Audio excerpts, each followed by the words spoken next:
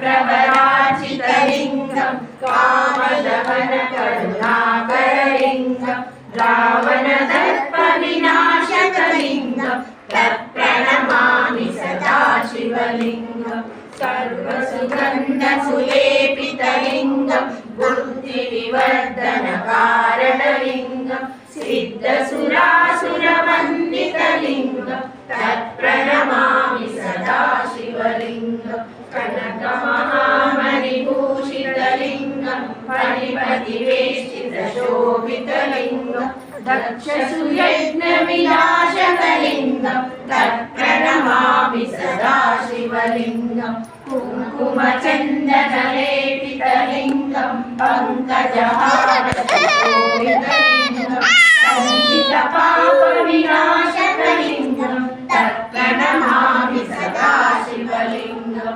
देवगणातिलसेवितलिङ्गं भावै भक्तिविलेवचलिङ्गं दिनकरकोटिप्रभाकरलिङ्गं तत्प्रणमामि सदा शिवलिङ्गम् अष्टदलोपरिवेष्टितलिङ्गं सर्वसमुद्भवकारणलिङ्गम् अष्टदरिद्रविनाशकलिङ्गं तत्प्रणमामि